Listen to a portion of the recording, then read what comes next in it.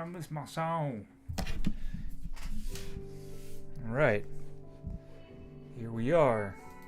Check. I'm gonna put this down because really you guys should hopefully be able to hear me with it sitting down on the table. And yeah, thought I'd get all cool and conspiratorial with it today. You know, the hoodie, the beanie, glasses. We can do a little private eye conspiratorial investigating today, trying to get in the right mindset, the character, the mood.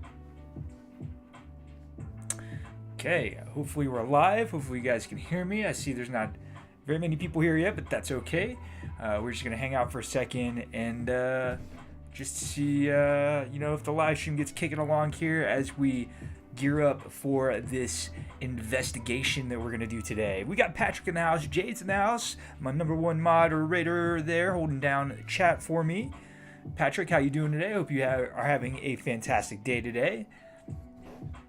As you guys might have guessed, we're going to discuss the Great Powder Conspiracy. And you might be wondering what that is. We'll be getting to that momentarily. But yeah, just let me know how the audio is. Hopefully you guys can hear me okay. I haven't touched it since the last time we did a live stream. We got Carly popping in the house saying, just asked Santa for your diaper powder. Well, we're not shipping internationally yet, so I don't know how. Maybe Santa will come over here and bring it over to you. We'll see. Are you covering a black eye? No, I don't get black eyes. I know how to fight.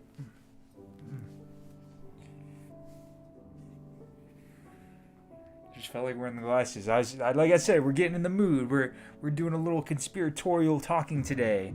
We got Finley Brown in the house. I'm from the UK. What powder do you think would be best for me? Well, unfortunately, I am not too familiar with the various powder brands that are like. I have a list of powder brands.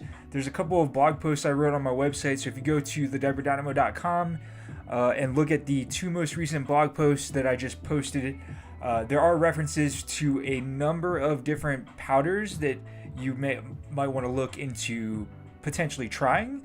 I'm not sure the availability in the certain parts of the world, but there are ones like, I don't know, I guess Hello Bello will probably be a pretty big one that should be available. Various different dude brand powders.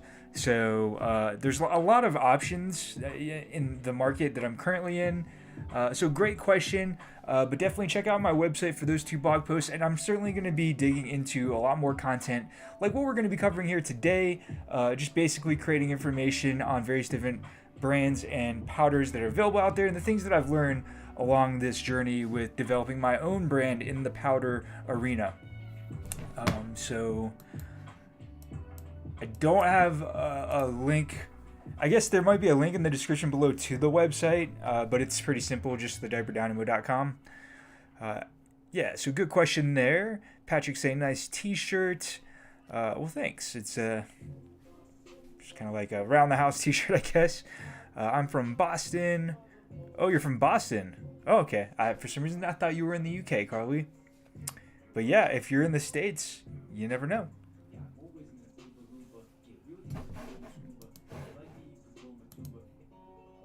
Gotta skip that one real quick. Lyric's gonna get in my head.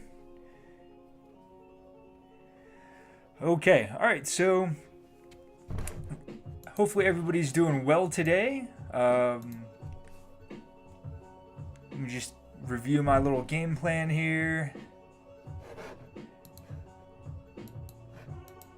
Okay, so I hope you guys are ready for this little investigation. Basically, how this started was, have you ever sought an answer to a question only to end up with a lot more questions when you started to get close to anything remotely close to an answer to that question? I'm sure we've all been there, right? Especially in this day and age where you go to search for something, you go to get an answer for it, and then you find all this information that leads to a lot more questions. So it's basically what happened the other day is I was trying to come up with an idea for a TikTok video where I talk a little bit We're going to talk a little bit more about why the powder industry has started to move away from using talcum powder in the cosmetic industry. And I really wanted to find some sort of like visual image or some sort of journal or scientific reference that I could cite that would help elaborate a little bit more deeply on why asbestos ends up getting contaminated with talcum minerals when it comes to mining. So that's basically what started this thing and how I came across some of this information. So we're going to dig into that here momentarily. We got Willie in the house. Hi, I'm new to your channel. Just a question. How do you handle dating by wearing a diaper? I am going to be new to that. So how do you handle that? So that is actually one of the hardest things to do for me personally. It's been one of my bigger challenges. I've approached it in a whole bunch of different ways, from telling about my needs up front, to putting it in my dating profile, to waiting later on. I mean, the tactic you deploy really depends on you, what works and what doesn't work.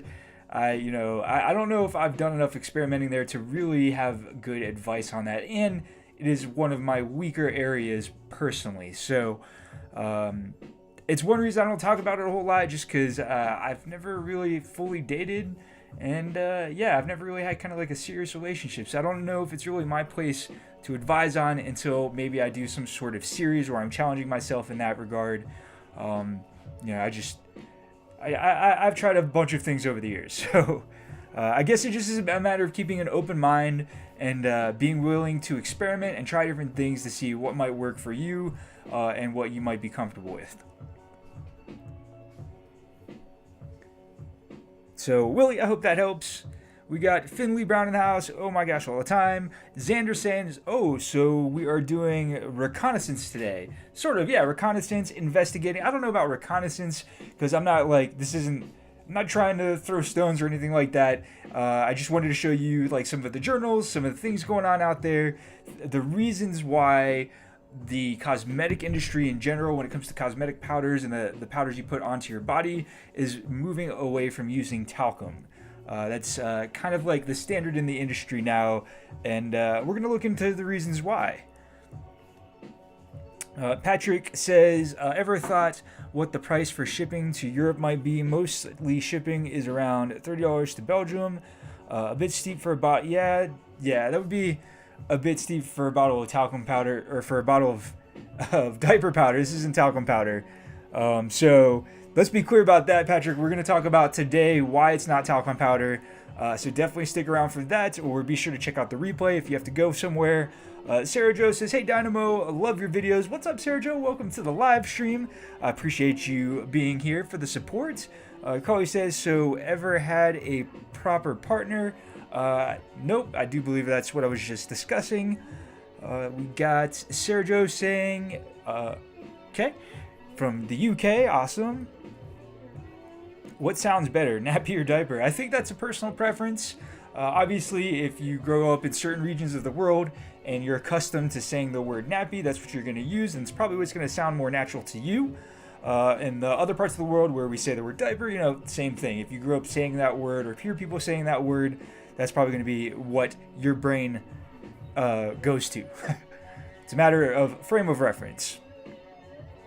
Willie said, it did help. Thank you for your advice, and I appreciate your channel. You're helping out so many people. You just don't know how grateful we are to a person like you. Well, thank you so much for saying that. I'm super grateful to hear that. It is an incredible honor to be able to serve and help anybody with these needs. Definitely have plenty of experience to go around, and of course the audience as well. As you guys come along, there's varying degrees of experience within the audience itself, and lots of different perspectives that bubble up that are useful from you guys as well. So we're all in this together, right? So, all right, let me go ahead and transition here. We're going to segue into the main topic. So, you guys, I was already kind of like researching for a journal or something to cite or reference. So that's how I came across this. This is actually the perfect music for this. Let me, hopefully it's not drowning out there, but got my little live stream playlist going here. So we're going to switch over to this. And basically what I got going on here is this journal, this epitomology journal of talc, asbestos, corporate influence, and scientific incognizance. I don't know what incognizance means. We can look that up real quick, but it sounds like, sounds pretty nefarious. But basically it says here, in the early 1970s, findings of asbestos in talc, findings of talc co-located in ovarian tumor tissue led to public controversy.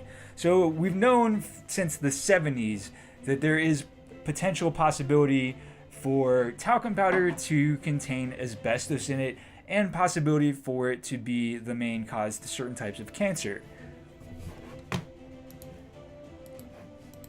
So then this journal here basically goes over a series of different things where it was brought up over the years in a number of different studies, basically stating that this is the main reason that we probably shouldn't be using talcum powder in cosmetic products. In the development of my own cosmetic product, I did also learn a little bit about the cosmetic industry and the fact that throughout the history of cosmetics, it's been pretty common for hazardous materials to have been used. So if we start digging into the complete history of different cosmetics that have been used over the years, obviously in history, if we start digging into the history of it, you start to uncover various different toxic materials that have been used over the years, and we realize like, hey, this is hazardous to people's health. We probably shouldn't be using that. And it's sort of kind of this situation here with talcum powder where, talcum powder was used in these sorts of products very early on, well before evidence began to be emerging that it could potentially be hazardous to your health. And this is definitely well before it was known that asbestos was a cancer-causing or carcinogen. So yeah, that journal is basically digging into that.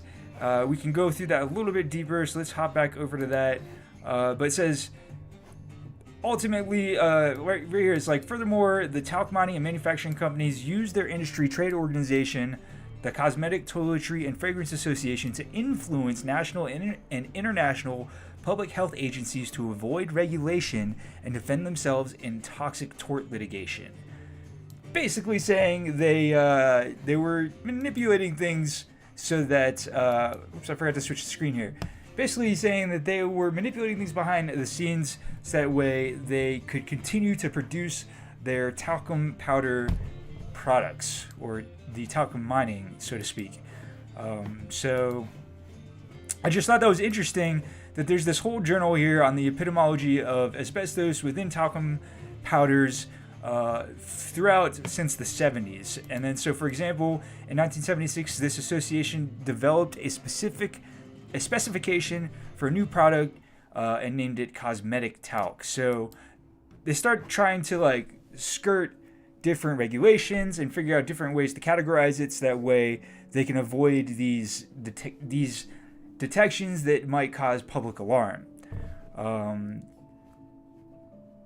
So yeah, this was pretty interesting here. Let me see what other little spots that I want to highlight here. J41. So from 1965 to 2003, Johnson & Johnson cosmetic talc came from Vermont mine that contained 10% to 20% fibrosis talc and accessory tremolite actinolite. I don't know how to say that, but basically it's saying, I believe I looked up tremolite, and that basically means asbestos. The United States Occupational Safety and Health Administration has regulated fibrosis talc as asbestos since 1972, and the International Agency for Research on Cancer classifies fibrosis talc as carcinogen. So yeah, then once you go through this entire article here, which I can put some links in the description below if you guys want to check that out when we're done, that link to all these different sources and citations down here at the bottom, where you can start going through it, and there's this source here. It's really interesting, the sort of things you can dig up once you start pulling on the strings. So we can dig more into that here in a second if you guys are interested. But I just thought this one article, this epidemiology of talc, asbestos, and corporate influence in scientific incognizance, was interesting enough, and could be some material here to do like more of a main video on. So like if we wanted to make this the main video for next week's video, since I didn't get one out this week, we can kind of like think of the different points we need to talk about here and that would go good in a main video. Obviously, with only 7 people still watching. Maybe it's not the best topic, but what do you guys think? Those of you who are here.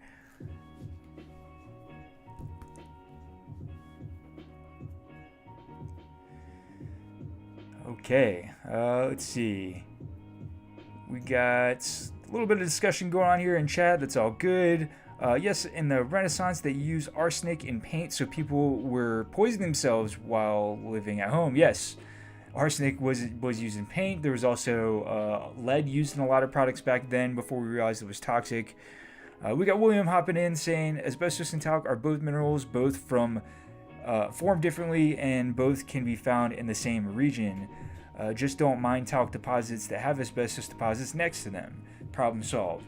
Well, yeah, unfortunately, I guess that's not really how it plays out, though. So, you know, I'm not too familiar with the intricacies of how these things are mined, which is one reason that I started going on this investigation to begin with, because I did want to learn a little bit more about that process and how often these two minerals are closely together, or close enough mined together that it causes problems, or what sort of ways it causes problems, really. I wanted to understand it better. The science, as Xander says. Yeah, basically I want to understand the science behind it a little bit better. But yeah, I'm taking this off now.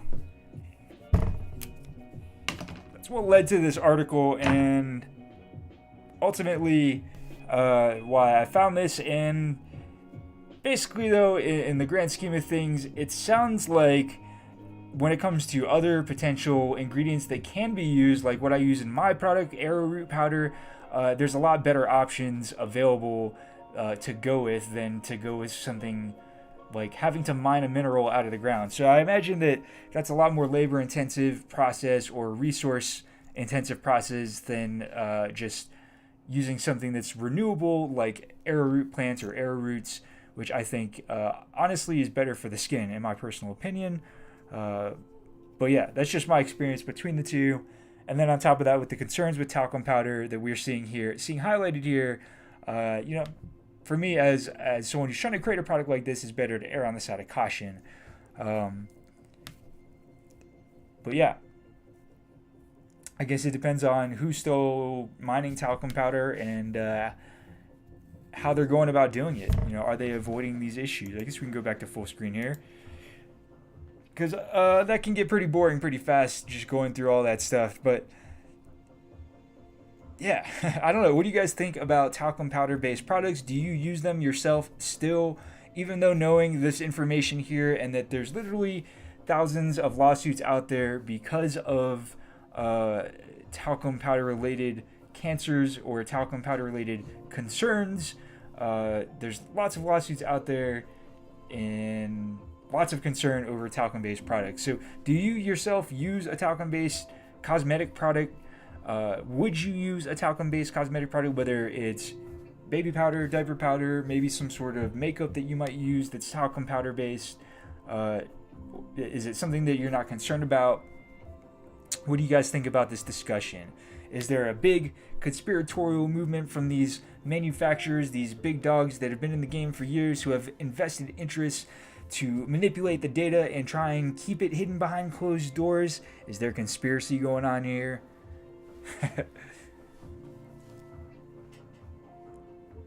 William McKenzie says, the only reason I see to use talc over cornstarch is the potential issue for diabetics absorbing the starch through the skin.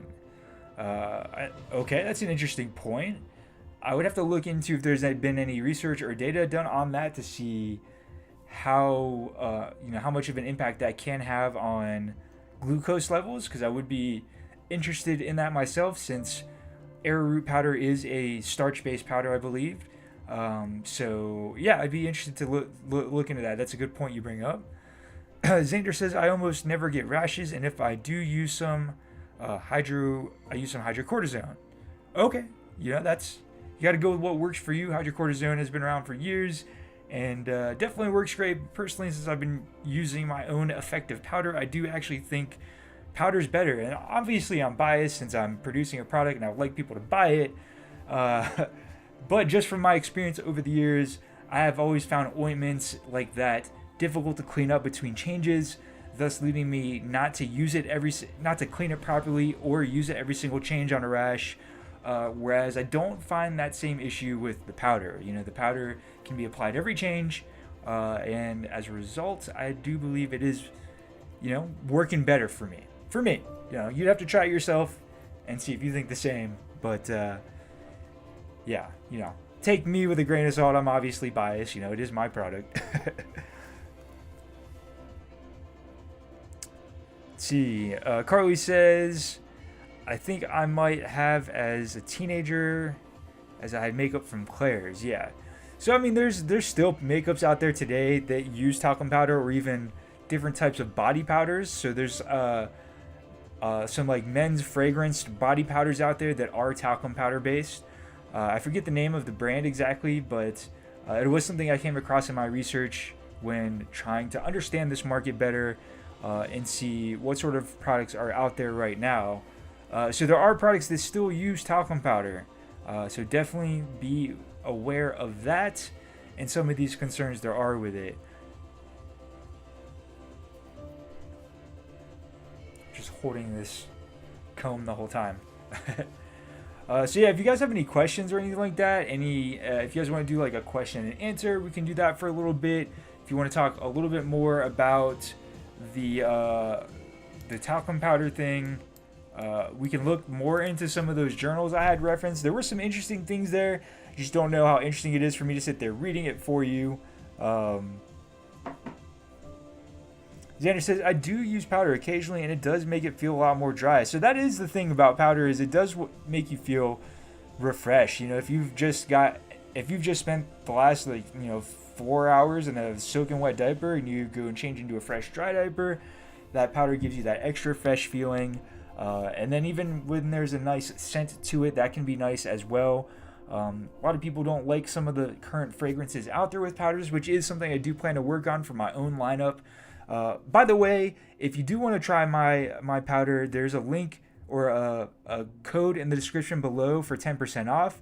Just enter in Dynamo's Army 10 at checkout and you'll get 10% off your purchase if you would like to give it a try yourself.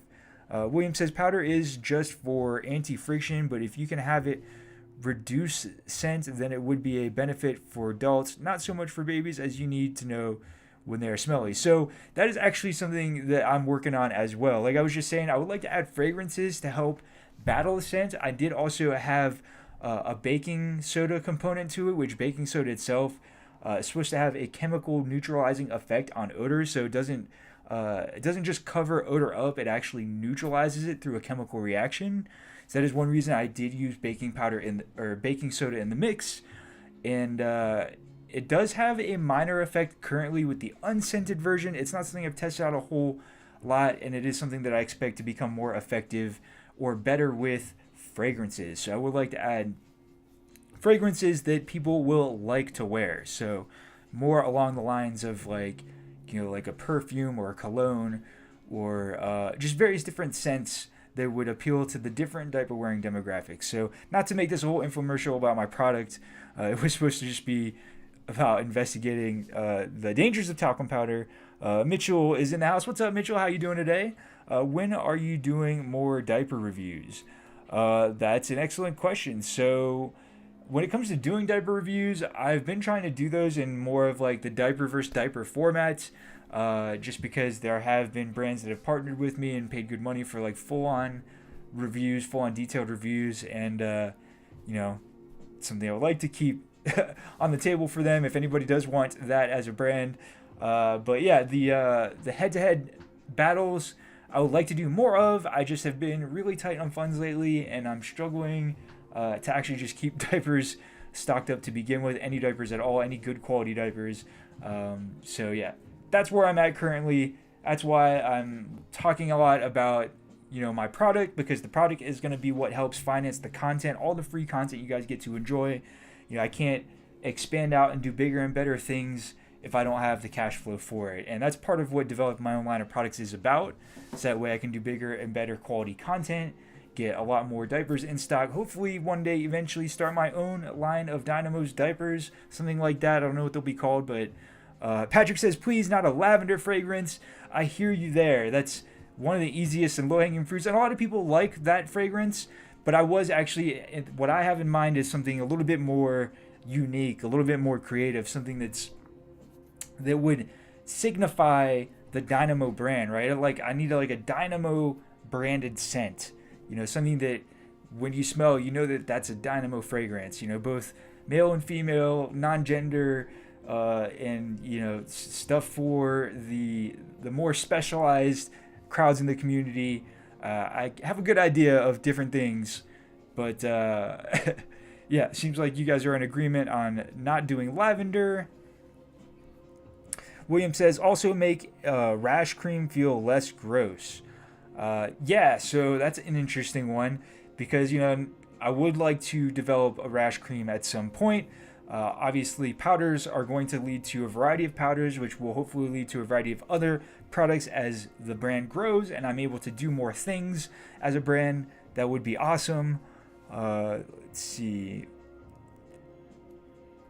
Look for anti-fragrance, not fragrance. You don't want competing scents. You do this. You do, but this is secondary. You want a scent neutralizer. Yeah, that's basically what I was saying. I mean, that's what the baking soda is for. But there are other things I need to look for that, because that is actually what I would like to do, is create something that helps neutralize odors for you guys. Especially the more problematic ones that we're generally more concerned about. That would be ideal. We got Vinicius in the house.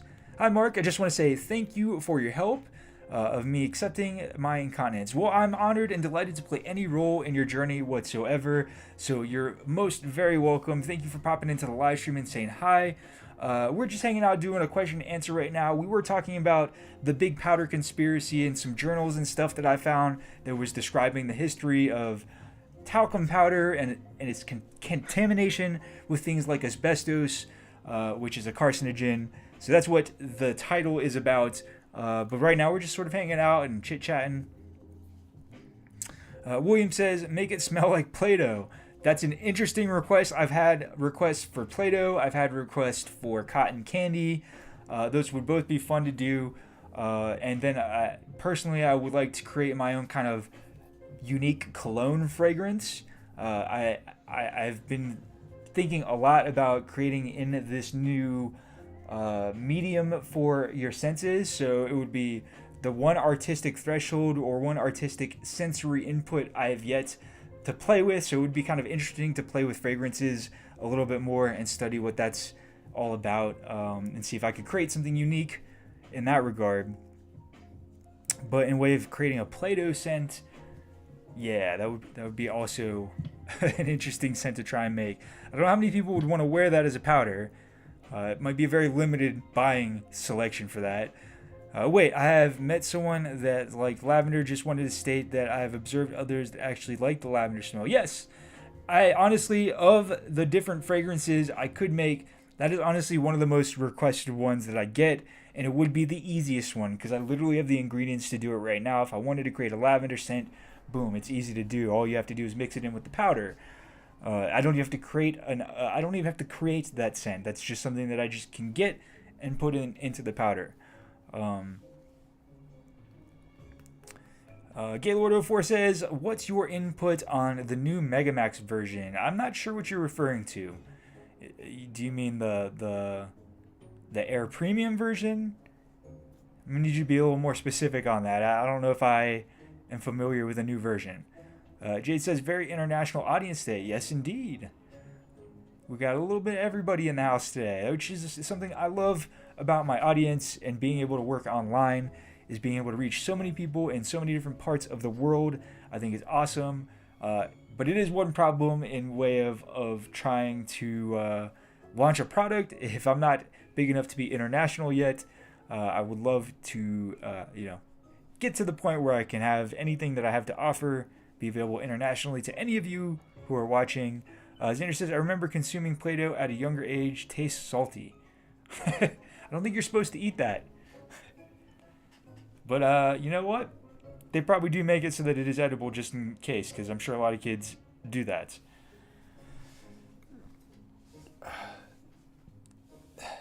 It's funny you reading my name. I'm from Brazil. No, I missed some of this here. And I need some water.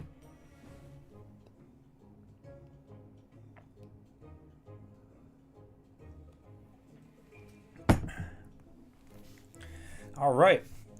With the live stream growing here, the regular Megamax. Gatler says the regular Megamax. So, yeah, I'm not sure. I mean, I like the regular Megamax. I think it's a great quality product. So, yeah, I mean, it's one of the best diapers on the market. I do have a few different videos covering that already.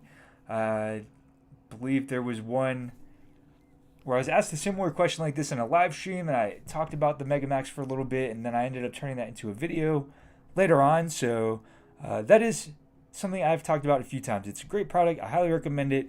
I do have links in the description below that if you use those links, they help support the channel, which would be greatly appreciated.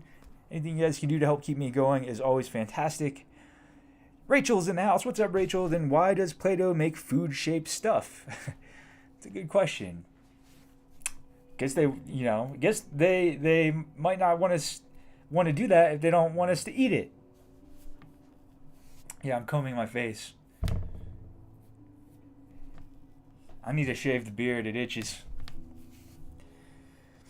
Alright, so Murphy Lee says, what's your favorite diaper brand? So, for years, it's been the Confidry 24/7. It has always been my go-to for that just because it fits me the best. But to be honest with you guys, it's falling down my ranking list. I just end up keep getting it just out of habit, and mostly because it's still the diaper that fits me the best. I just not happy with its clumping issue. It's had some tape issues off and on recently that just things with the quality of the product have gone downhill, and it's, you know, I keep talking about it, but I still keep getting it, and yeah, there's reasons for that I'm not going to get into, but you know, it is what it is, and eventually I'll make the switch to something else.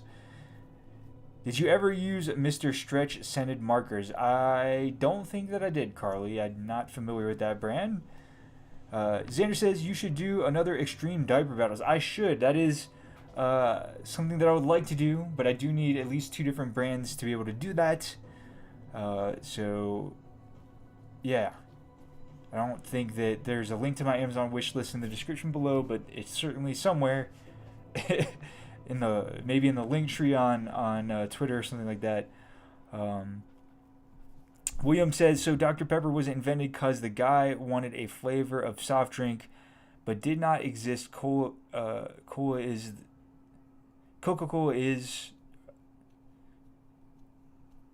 cherry, and root beer is sapphires, but you lost me. Dr. Pepper is Dr. Pepper. Okay. So you're saying Dr. Pepper was invented because the guy who made it wanted a unique flavor, is what you're saying. And yeah, I mean, there's a lot of different reasons certain products come into existence, and it's always interesting to hear the stories behind them. So we got Jack in the house. What's up, Jack? I hope you're having a great day today.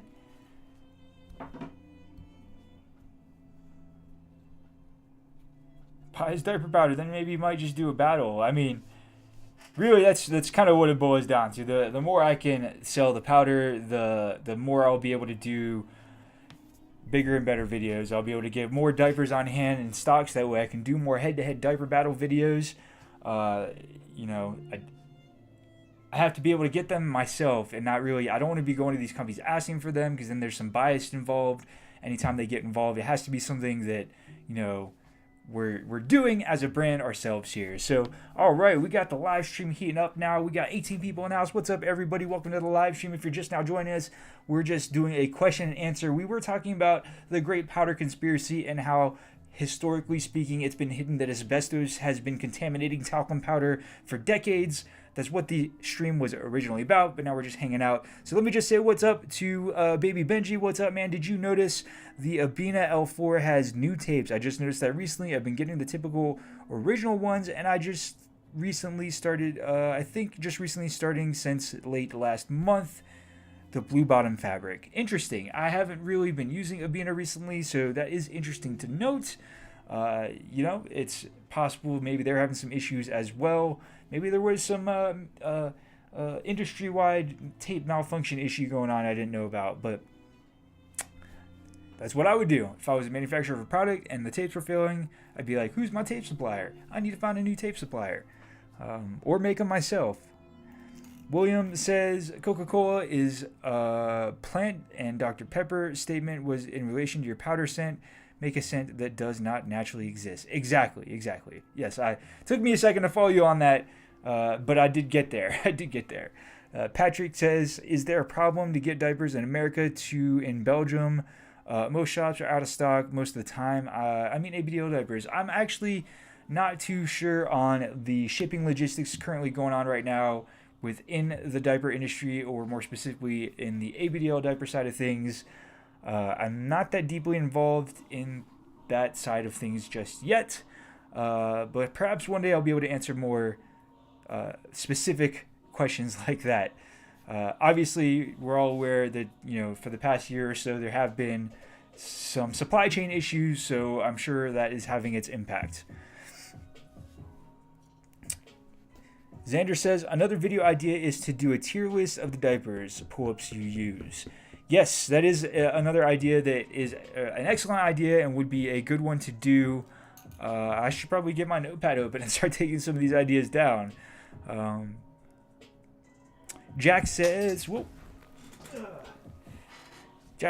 do you have an ABDO diaper versus medical diapers? I have. That's honestly when I do the head-to-head versus videos, that's kind of the sort of matchup that I'm generally trying to do. I'm trying to take usually it's an ABDL diaper and a medical diaper of a certain level of weight. Usually I go by the dry weight in order to match them up and compare and see, okay, these are the two dry weights that are most similar, and then how do they, compare in functionality in way of the maximum wet weight that you get before you feel uncomfortable and need to take it off for a change. So that's one of the ways that I do my versus videos. I just don't do a lot of them because my diaper supply has been fluctuating up and down for a while now. And I would like to do more of those. And I like the juxtaposition of a quote-unquote ABDL diaper versus a medical diaper, just to show hey, even though these diapers have certain types of prints on it that you may or may not like, they are good quality functioning products that oftentimes outperform their medical counterparts. It's one reason I kind of mash all these things together and try to compare these products, because the functionality is what's important.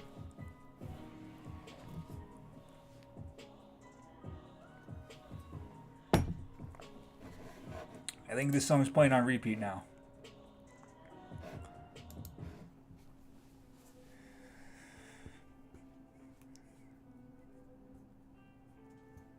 All right, we got Carly saying my elementary school counselor had scented stickers. Yeah, those do exist.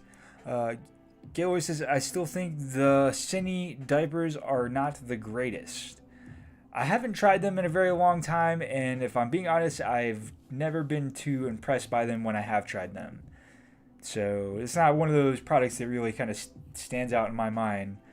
It's also not one of those, that's kind of good in a sense that it doesn't stand out in my mind as being the worst product either, because usually those stand out in your mind in a different way that's not a good way. So if you know what I mean, right? Like you remember the terrible products you tried, the ones that didn't last or that got you in an awkward situation. Those products stand out.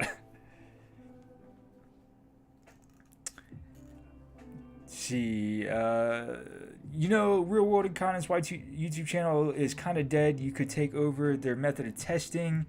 I'm no comment. I'm not trying to hate on anybody. They're doing their own thing, but I'm doing my thing over here, and there's a reason I do things the way I do things over here.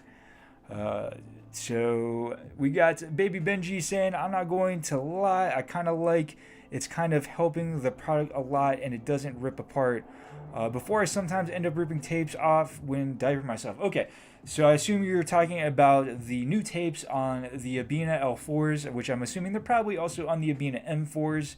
So that's great, man. More durable tapes, very helpful. when it comes to getting properly diapered up, avoiding rashes, and avoiding leaks. That's really important. There's kind of like a Goldilocks factor when it comes to where you want to get your tapes. Not too tight, but not too loose.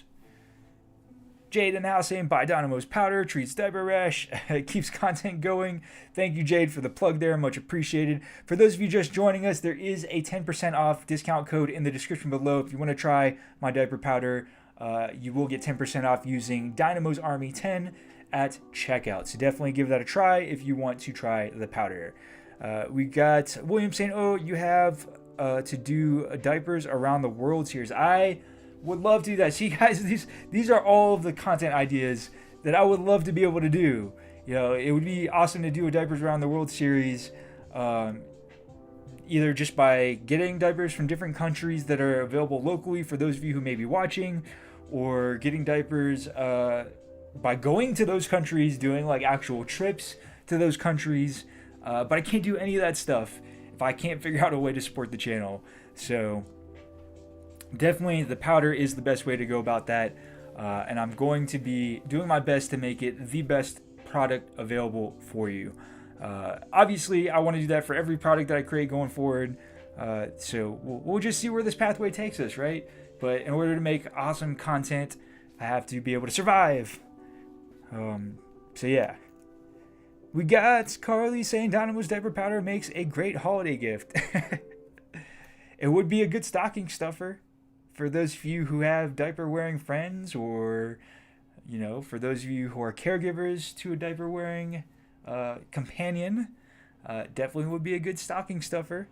Xander says, yes, when the tapes rip off of a diaper, I put it inside of a pull-up so it can help hold it. Yeah, you know, anytime I have, like, if I'm putting on a fresh dry diaper and I go to put it on, like, the tape fills or something like that, I will often save that diaper as a potential stuffer or something like that. You can maybe use it as a double diaper at some point. That is something that I used to do back in the day when that would happen.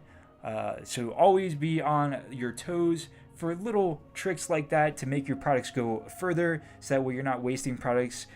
Just like most people, I do try to be, you know, I want to do things ecologically conscious as much as possible. When it comes to wearing diapers and needing to use disposable diapers, I do think disposable are the better option for me personally. And so I would like to get more involved at some point in the development and talking about how post-consumer diapers can be recycled. That is an interest that I would like to discuss more on the channel and in content. And I think it's important, especially as one that advocates for the use of disposable diapers. I think it's also important to discuss the ways that we can be ecologically sound and make it so that disposable diapers are the ecologically sound option to go with. Same thing with my powder. As well as I grow the company, it would be nice to come up with better ways to make the powder bottles more ecologically balanced, maybe make them reusable. I don't know. There's different ideas out there to explore at some point when I grow the company big enough.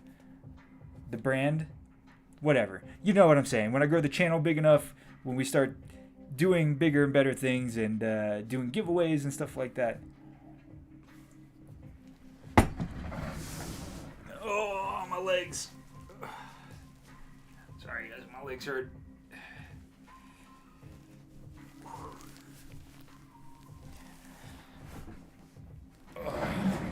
I had to stand for a second. My back and legs were hurting. All right. William says, do powder invest in 3D printer, start making the German Tenuki Passy? I don't know if 3D printing that would be a good idea, unless there's like is there a 3D printer that can do Nooks now? I mean, there's got to be. They're getting pretty advanced.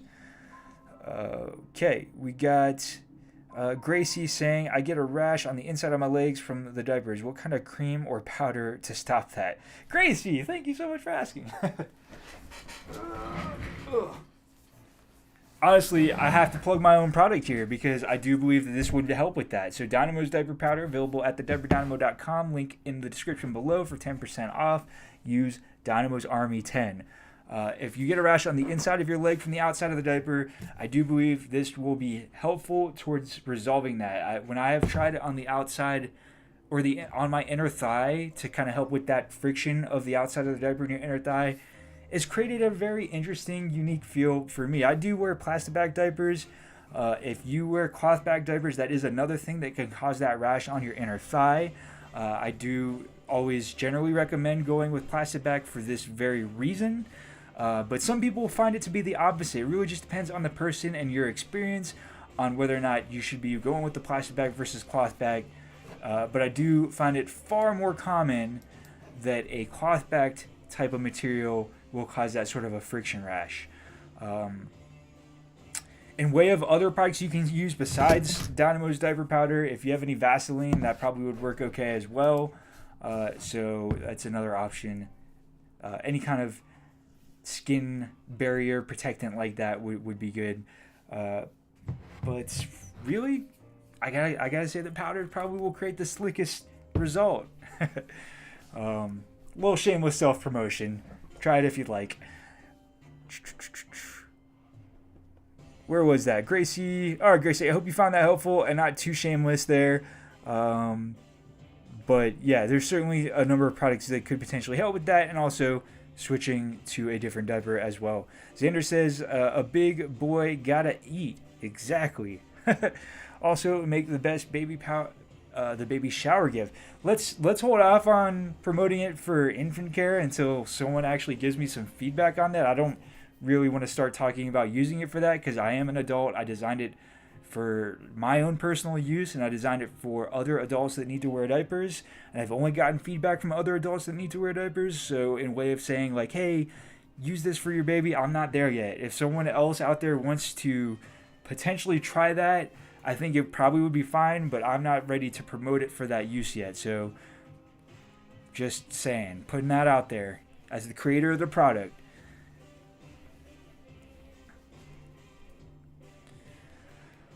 Xander says, diapers give you rashes. Fixed. Diapers are bad for the environment. Fixed. Diapers are socially unacceptable.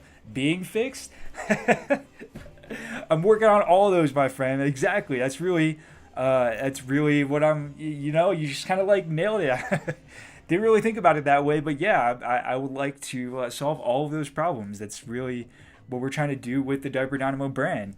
I'm working on fixing the socially unacceptable part, certainly. I think it's going to take maybe a lot more content than what I already have, and perhaps, years of more content building up. But interesting observation, and I'm obviously tickled by it, so thank you. William says, nipples can be bought in the bulk, the mouth shoe. Oh, okay, you're saying print the plastic part, buy the nipples in bulk. That's an interesting idea. I'm not sure if it's where I'm quite ready to go with my brand just yet, but as I do my own products, it does give me more power to do whatever I really want to do going forward. However I want to talk, however I want to be, however I want to present myself.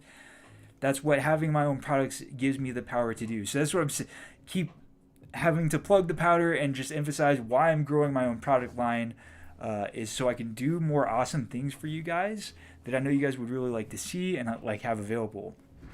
But as Xander identified earlier, I do want to really gear most of my efforts towards solving a lot of these problems that are kind of like the most impactful to our lives and the things that affect us physically and mentally. Those things that he highlighted specifically, I think, are really top key issues. I mean, diaper rashes didn't really become on my radar, honestly, until I was trying to figure out a product to create. And it just like one thing led to another. And then once I started creating the product, I realized like, wow, this is a problem that I can help solve. And I started realizing like the powder itself is actually a really good solution to this problem. So it's just one of those things that just sort of like the pathway unfolds as we continue to take steps. And we don't know where it's going to go. We're just going to keep taking these steps here until the channel gets bigger.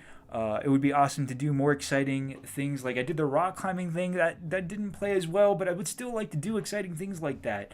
The things that you and I have generally historically been scared of doing. Maybe things like going to a water park or going to a hot springs or I don't know, just various different water related things I know we all tend to avoid. So yeah. We got Baby Benji saying, what are your steps when it comes to powder? Do you put like lotion first and then powder on top? Because I found out hemp moisturizer are great compared to like regular baby lotion. All right, this is actually an excellent question. So because obviously I'm been working on developing my own powder for a while now, I've only been using powder just because I need to kind of like analyze and assess how the powder works on my skin and how it might potentially affect your skin. And so when I do use other products, I usually do like an oil or moisturizer first. That way, because usually when you're using things like zinc-based ointments or diaper rash ointments with higher levels of zinc in them, they can tend to dry out the skin quite a bit. And so once I'll use that ointment in one diaper rash change, right? And then the skin gets dried out, and so I'll wipe that off. And then in the next change, I'll end up using like a layer of moisturizing oil. Usually I go with baby oil because I do find it moisturizes the skin as well as helps repel fluid. So if you put baby oil on your hands and you rub it in and then you put your hands under water, you'll see it beat up in drops of water, indicating that it's actually repelling fluid away from the skin while it's also moisturizing the skin. So that's usually what I'll start with, is a layer of that. And then I'll put powder on top of that. It all just depends on the state of my skin and what I'm trying to address on the various different layers and procedures I'll go through for it. But ever since I've been using the powder, I've found that's really all that I need. So it should be interesting to see how much a stronger version of it how much better a stronger version of it will do, which actually is what I have in this bottle right now, is my next formula, which I haven't really started testing yet. I have another bottle that I found. Let's see here. Hopefully I got the answer to that. So let me just make sure I got that. So what are your steps when it comes to powder? So also the thing with this powder too is you do want to rub it into your skin, just because that's how the zinc oxide in it creates a protective layer. So you want to kind of rub it so that way the molecules and everything kind of binds together. It creates that protective layer. So yeah, oil first, then powder. If you're going to use an ointment, I would say oil, then ointment, then powder. You obviously want to be careful with how much you use of each of those, because if you use a lot of ointment and then you use powder on top of that, you're end up creating like a paste type of thing, which I'm not sure how effective that is. And then on top of that, I haven't actually tried doubling this up with a zinc-based ointment. So that would be interesting to try at some point. If you have a very severe diaper rash and you use a zinc-based ointment, which it would be cool to create like a counterpart ointment, Dynamo's diaper ointment or something like that, to go with it, to pair it with for fighting diaper rash. So that would be cool to come up with at some point. And that's the way I would layer it. Oil, ointment, powder. Hopefully that's concise enough for me to cut out later into a short. So yeah, that'll be cool to do with some of this. So keep the questions coming. I love that question. Thank you, Benji, for asking it and for letting me dive deeper into that. We got another one from Benji, but I know it's some powders that I use after I put my moisture. It makes my skin dry up and cause rashes, even though the moisturizer is trying to do its job. So you're saying powders make your skin dry up and cause rashes? I would like to know what those powders are and what's in them that would cause that, and what's making you react that way. Maybe you're having like an allergic reaction to something. Be interesting to know a little bit more about that. If you want to direct message me or contact me, that'd be awesome. Especially if it's my powder that's causing a reaction like that. Anybody out there who has any reaction like that from one of my products, I really would want to know that, so I could understand why.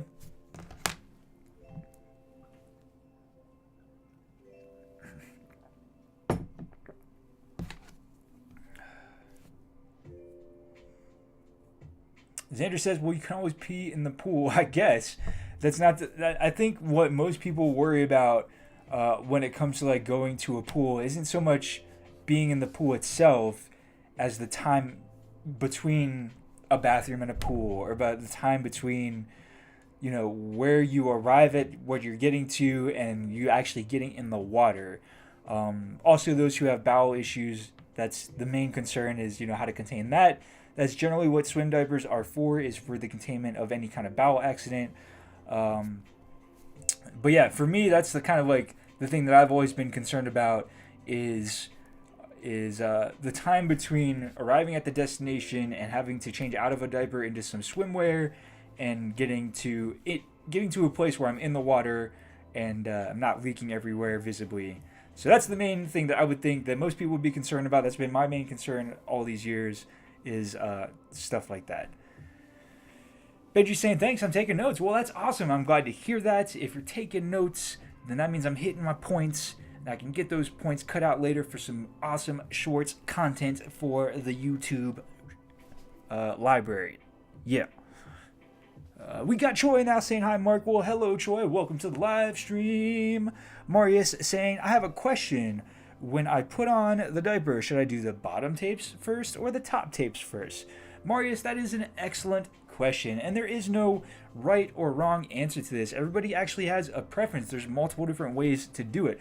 Personally, I like doing the bottom tapes first and then the top tapes. When I have ran polls on this on both Twitter and YouTube, I do find that is the most common approach. However, some people like to do the top tapes first and then the bottom tapes.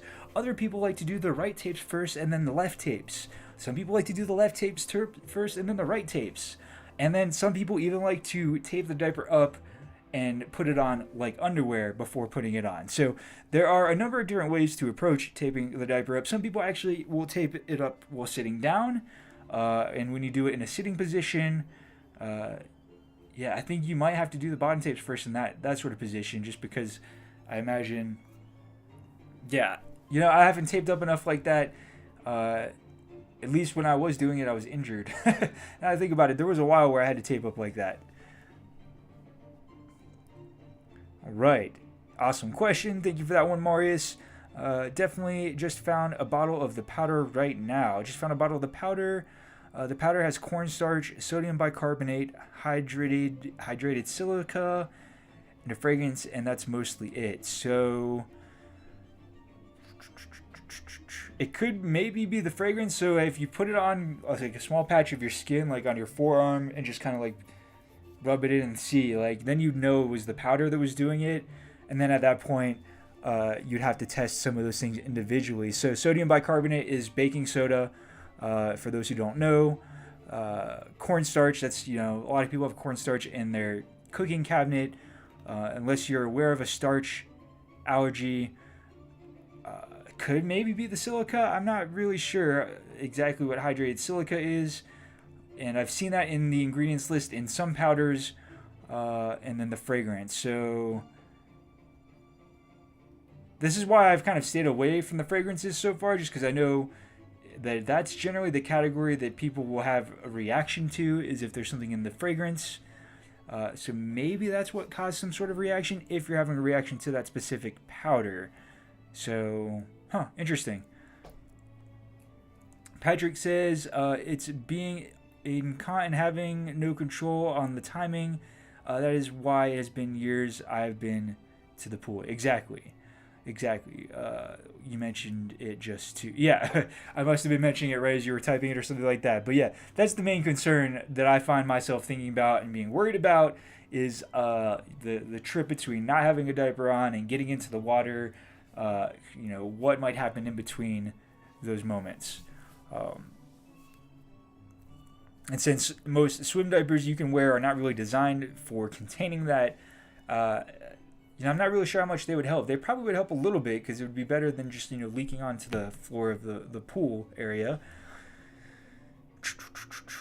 Benji says, sure, when I do my YouTube video, I'll give you a shout out, and I'm definitely going to be purchasing your powder to do a review. Fantastic, Benji. That'd be awesome to hear. And if you do any content on it, definitely send me a link to it. I'd love to check it out and just see what you're doing. If you ever want any tips or advice, feel free to hit me in a direct message. I'm always trying to connect with other creators and talk about things like, thumbnails, click-through rates, titles, various different things like that. Those are the sorts of conversations you would like to have, and you're trying to get going on YouTube. definitely feel free to drop me a direct message on Twitter or Instagram. Those are the best places to reach me for direct messages. That or the contact form on my website. So for those of you who don't know, there's a contact form on my website. If you ever want to reach out, that is another way to go about doing it.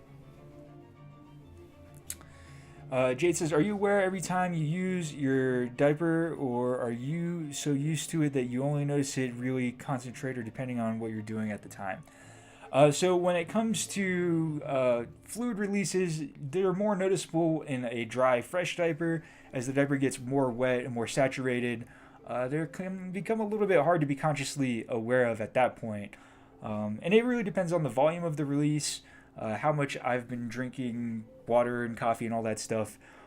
So sometimes it's a small little dribble release continuously. Other times it's a full bladder release. And the bigger the void, the easier it is to notice. Also, difference between wet and dry diaper. So, interesting question there. Conscious awareness of when that's happening. Sometimes it's there. Sometimes you might get a quick sensation that it's about to happen if a slight signal makes it through, and then it happens. So, various different experiences. Marius says, okay, thanks. Great questions, everyone. Awesome questions. Appreciate it, guys. Looks like we're going an hour strong here. That's awesome. Xander says, I usually have no preference with top or bottom tapes. Yeah, I mean, some people just do it how they do it. Xander says, my issue is ridiculously small bladder, so I can probably pee about 1 time per hour on average. Yeah. So, people wear diapers for all sorts of reasons, That would be perhaps overactive bladder. But yeah. Cool, guys. You have any other questions? Anything else we should get into? This live stream's going pretty good so far. Everybody's keeping it nice and chill, which I like.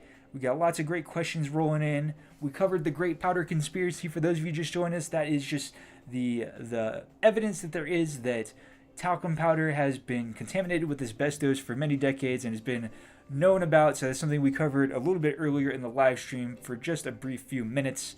Because I realized real fast that I was getting bored with that, and that you guys were probably getting bored with that. So maybe not the best idea for a live stream video. Could make for a good main topic for a video if I get more cinematic with my editing skills. The last video that I took a week and a half or 2 weeks to edit is still doing really well. So I'm starting to consider maybe that's the way to go doing videos instead of putting all this pressure on myself to do a weekly release. Maybe I start doing this bi-weekly release where I'm investing a lot more time into the video and working on making the edit more engaging. I'm not too sure because, sometimes the video ideas, they do well, that I think are going to do well, don't do well, and the video ideas that I don't think are going to do well. So, it's just it's a tough game to get a handle on at times. I like your shirt. Yeah, we got they're great Tony the Tiger shirt. I'm assuming that's what it's referencing. I don't even know where I got it, but All right, do we have any other questions we want to get in here before I end the live stream? I'm kind of getting a little ready to wind down here. Hopefully you guys got some value out of this live stream. If you did, do me a favor, smash that like button. If you have been getting value out of the live stream, let people know we got some good quality content going on over here. Maybe share the live stream later. There probably were some good clips in this live stream that I'm going to clip out and try and turn into shorts. So when you see those pop up, if it was your question and you want to share that with some friends in the diaper community, definitely do that. Anything you guys can do to help the channel grow or help support the channel through buying Dynamo's diaper powder, that's obviously the best thing you can do to help support the channel. But I do also still have a donations page, which if you go to the website, that's linked at the bottom of every page in the footer. There's lots of other ways to support the channel in the links in the description below. If you need your monthly diaper supply, you want to help support the channel, if you use any of the links in the description below to buy your diaper supply, that also helps support the channel at no extra cost to you, and it helps keep things going over here. We got Fuzzy Duck in the house. What's up, Fuzzy Duck? In your quest to have better products, have you had a chance to stop by the new brick and mortar store in your area? I have not. and I would very much like to. I honestly was toying with the idea of doing a video on going to that store because I've never been to their store, and I would like to meet the owners of that location, just introduce myself, hopefully become friends. If they wanted to stock my product in their stores, that would be awesome. But I really would just like to go and meet them and visit the store and maybe do a video on the store and the types of products that they have. That would be pretty cool. And then, if it leads to something like that later on, that would be awesome too. But in way of doing that, I'm just now getting to the point where I recently took the product out of beta phase, so I wasn't really ready to kind of pitch it to retailers until I had felt more confident in the products itself, confident enough to take it out of beta testing period, which now it is. It's out of the beta testing period. So Fuzzy Duck says, definitely worth it. It's nice people. Yeah, every time I've kind of reached out to them in an email, I haven't got a response, but I totally get it. Emails get lost in the mix, especially when you're running a business. So I do think that it'd probably be best for me to just show up and say hi, or maybe give them a call, let them know that I'm coming. I don't want to surprise them if they don't want to have their storefront on video or anything like that. I want to respect their wishes. We got Xander now saying secret diaper organization. I don't know what that was in reference to, but I like the idea. The secret diaper society. You never know. You never know. Maybe I'm already part of it. Maybe it's already going on behind the scenes. The Secret Diaper Society forming behind the scenes to rule the world. No. Patrick says, did you ever have your powder tested in a lab? I have not had it tested in a lab yet. No. It is not something I've had done yet. Eventually, I'd like to at some point. I'm not sure what for. I'm not sure what we would be testing it for. I would have to kind of figure that out, just because I know what ingredients I'm using. I guess if I wanted to have the individual ingredients tested for purity and see if there's any sort of contaminants in those ingredients, that might be worth it. But the arrowroot powder itself, it comes from the roots of a plant, and I've seen how that's made. So it's not like talcum, where it's going to be a mineral that's being mined from the ground that can potentially be contaminated with something that's carcinogenic like asbestos. Baking soda, now that I think about it, I'm not really sure how baking soda is made, so I'd have to look into that. That might be interesting to learn more about.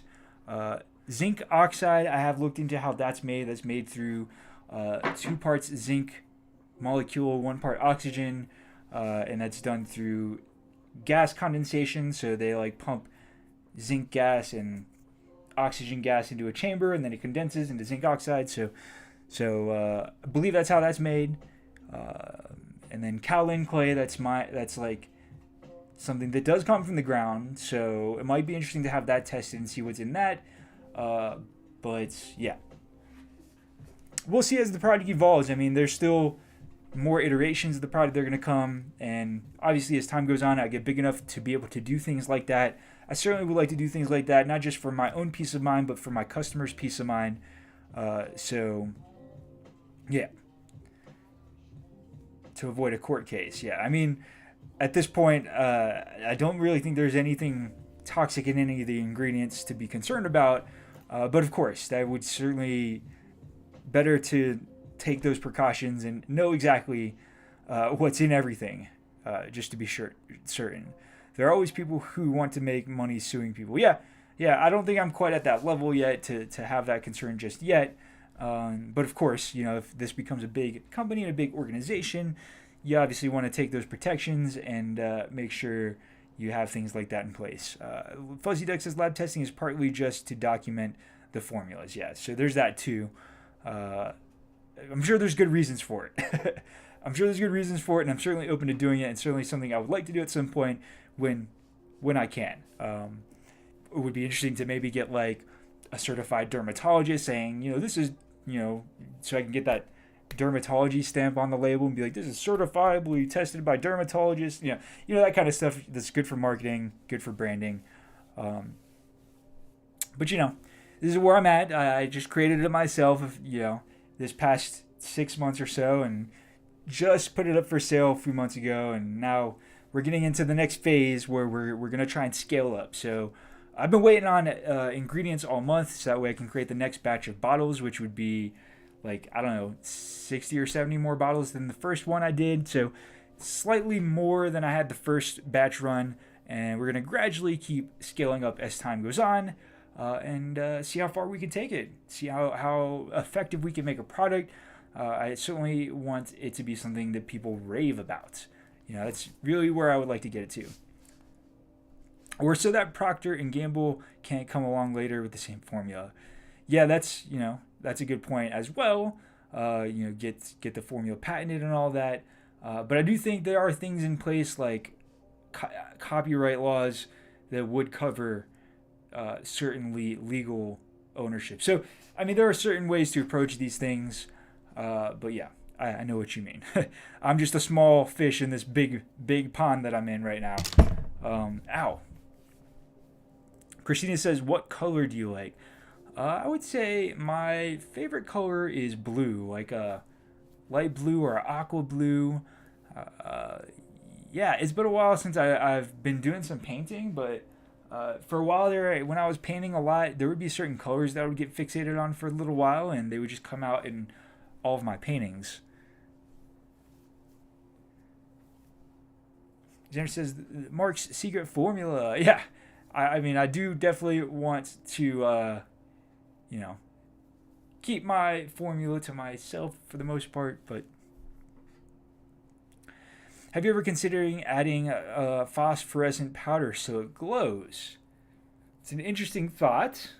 I would have to research to make sure that that's not toxic, or that obviously there's phosphorescent body paints, so that could potentially be possible, but at the same time, I'm not sure how good it would. I don't know. You would because you're putting it on to diaper up, and then it's going to be in the diaper. So interesting thought. Might be fun to play with, or like a good novelty product to try and just to see. But everybody's favorite color is blue. Awesome.